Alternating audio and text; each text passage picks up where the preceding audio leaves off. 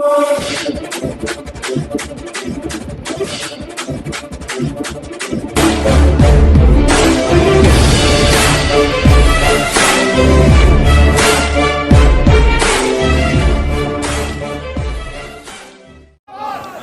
प्यारे Hindustan news channel में आपका हार्दिक स्वागत है। खबरों तक से कांग्रेस ने राज्यपाल से की भाजपा सरकार को तुरंत बर्खास्त कर राष्ट्रपति शासन लगाने की मांग।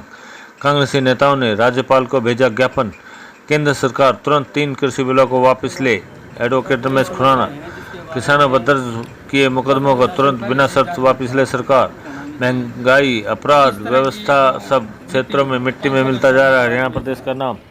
कांग्रेस पार्टी के प्रमुख नेताओं व कार्यकर्ताओं ने आज रोहतक स्थित लघु सचिवालय पहुंचकर प्रदेश प्रवक्ता एडवोकेट रमेश खुराना के नेतृत्व में जोरदार प्रदर्शन कर 3 कृषि बिलों को धोखे से पास करवाने, किसान मजदूरों की आवाज़ न सुनकर मनमाने तरीके से उनका दमन करने, पूंजीपतियों के हिसाब से कानून बनाने के आरोप लगाते हुए डीटीपीओ नरेंद्र धनखड़ की मार्फत राज्यपाल को ज्ञापन भेजा। साथ ही मांग की है कि अपने हकों की आवाज़ उठा रहे गरीब किसानों पर भी दर्ज किए मुकदमों को तुरंत बिना शर्त वापस लिया जाए। एडवोकेट रमेश खुराना ने कहा कि केंद्र सरकार द्वारा पारित 3 कृषि विधेयक पूंजीपतियों के पक्ष में है। इसमें आम जनता, गरीब व्यक्ति, मजदूरों व किसानों का पूर्ण शोषण की झलक स्पष्ट दिखाई दे रही है। भारतीयों पर भी सरकार ने सीधी चोट की है। उन्होंने राज्यपाल से मांग की है कि इन विधेयकों को तुरंत निरस्त कर नया विधेयक लाया जाए, जिसमें एमएसपी और स्टॉक की सीमा निर्धारित की जाए। अन्नदाता पूंजीपतियों के अधीन न रहकर अपनी फसल को अपनी मर्जी से उगाने, बेचने व अपनी शर्तों के हिसाब से कृषि करने के लिए स्वतंत्र रहे। कांग्रेस के प्रदेश प्रवक्ता ने पिपली के किसान आंदोलन में किसानों पर दर्ज मुकदमों को भी तुरंत वापस लेने की मांग की है। उन्होंने कहा कि प्रॉपर्टी के खरीद फरोख्त में जो निगम ने एनओसी की शर्त लागू की है उसे भी वापस लिया जाए। सरकार ने हर स्तर पर लोगों का जीना हराम कर रखा है। अपराध, महंगाई, व्यवस्था सब क्षेत्रों में प्रदेश का नाम मिट्टी में मिलता जा रहा है। सरकार में बैठे अनुभवहीन लोग जनता के हकों का लगातार दमन करते आ रहे हैं, जिसे अब किसी कीमत पर बर्दाश्त नहीं किया जाएगा। इस पत्रकार द्वारा पूछे एक सवाल के जवाब में उन्होंने आरोप लगाया कि सरकार में बैठे लोग व भाजपा नेता किसी बिलों पर एकदम झूठ व अनगल बयानबाजी कर रहे हैं। वह लाठीचार्ज के मुद्दे पर भी सभी नेताओं ने अलग अलग बातें की है।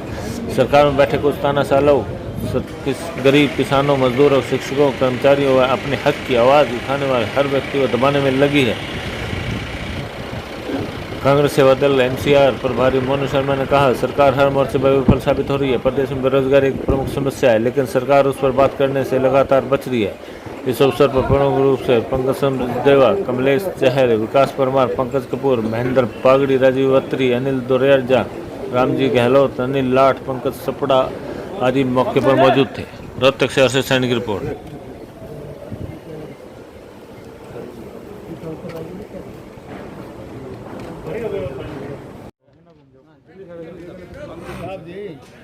उनके ऊपर लाठीचार्ज किया जा रहा है, उसका विरोध। किसान अपनी फसल बेचने के लिए आज पूंजीपतियों के अधीन हो जाएगा। क्या हमारा अन्नदाता इतना कमजोर हो जाएगा कि सिस्टम उनसे हाथ से बाहर रह जाएगा?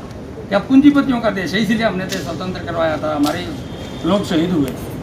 ये सारी चीजें, ये सारी बातें राज्यपाल के पास। हाँ, लोकतंत्र देश है, लोकतंत्र देश है, इसमें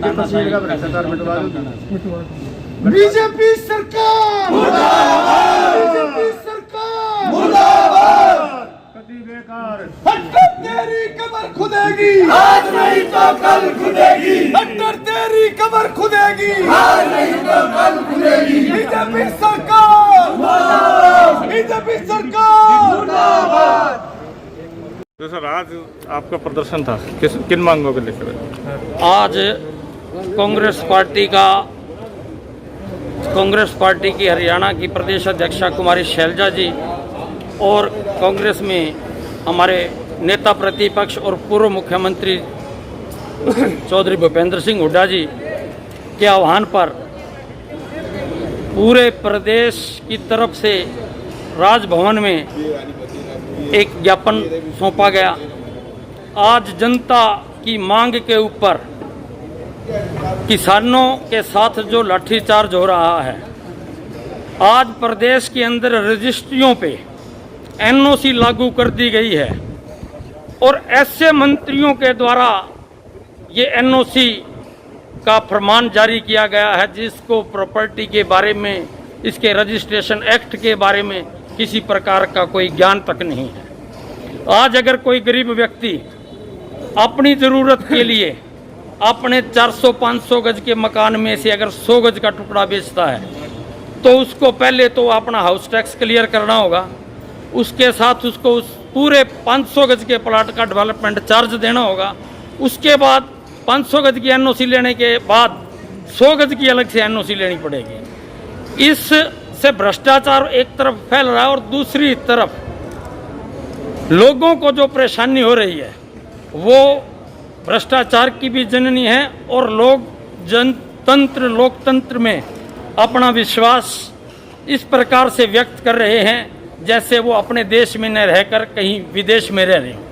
हमने मांग की है कि इन सभी प्रकार की दिक्कतों को दूर किया जाए। किसानों के ऊपर जो पीपली के अंदर केस बनाए गए थे उनको वापस लिया जाए और किसान शांतिपूर्वक अपना जो प्रदर्शन कर रहे हैं उनकी मांग को सुना जाए।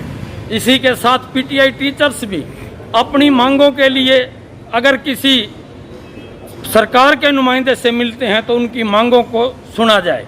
ये सभी बातों को लेकर आज हमने डीसी साहब को ज्ञापन दिया है।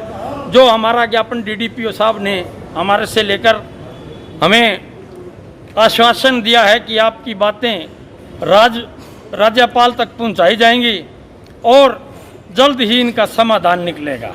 और हम मांग करते हैं कि अगर प्रशासन हमारी इन समस्याओं के प्रति जागरूक नहीं हुआ तो इस देश का जवान युवा किसान सभी जागरूक होकर सड़कों पर निकलेंगे और इस तरह की दशा के लिए जिम्मेवार हरियाणा सरकार होगी। पीपली के अंदर लाठीचार्ज होता है, पहले गृह मंत्री इनकार कर देते हैं लाठीचार्ज नहीं हुआ, उसके बाद हफ्ते बाद सीएम भी कह देते हैं लाठीचार्ज नहीं हुआ और पीटीआई टीचरों पर एक्सपायर गोले दागे जाते हैं आंसू गैस। ये सरकार एक संवेदनहीन सरकार है। प्रजातंत्र के अंदर सरकार का काम लोगों को कल्याणकारी नीतियां प्रदान करना होता है जिससे लोग ज़्यादा से ज़्यादा खुशहाली महसूस कर सकें, परंतु यह सरकार के मंत्रियों का ही आपस में तालमेल नहीं है। आज हरियाणा सरकार के गृह मंत्री कहते हैं कि किसी प्रकार का लाठीचार्ज नहीं हुआ, जबकि उसकी वीडियो वायरल प्रत्यक्ष रूप से सामने है।